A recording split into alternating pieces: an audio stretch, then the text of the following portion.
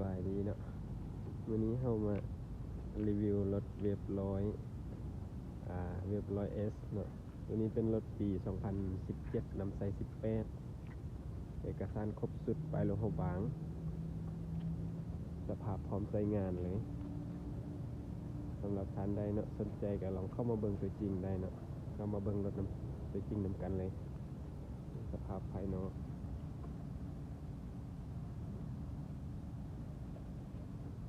สภาพถือว่าพร้อมใช้งานจักดีจักเดิมน้ำมันเครื่องเขาเปลี่ยนใหม่ระบบไฟยังได้มันปกติมันเบรกหน้าล่างพร้อมใช้งาน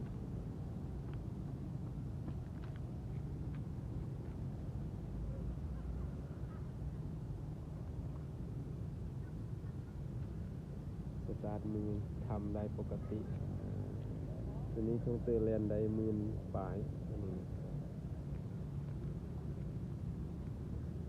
ดิสเบรก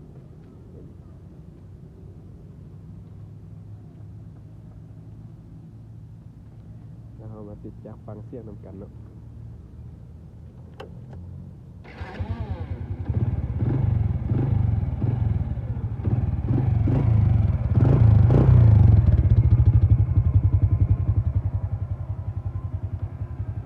สำหรับผู้ใดเนาะสนใจก็สามารถติดต่อหาเราได้เนาะเบอร์โทรเป็น020-5458-0094หรือว่าสามารถเข้ามาเบิ่งได้เนาะ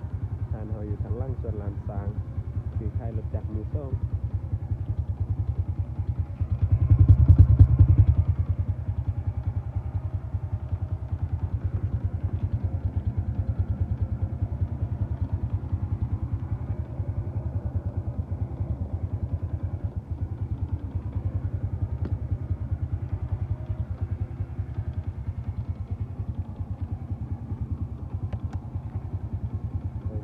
ปกติ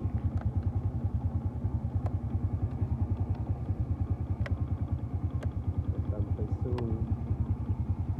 เอกสารมีปึ้มเรื่องบัตรแข้งใบซื้อขายจำการในบ้านใบยินที่อยู่ใบซื้อขายจากห้างเขาให้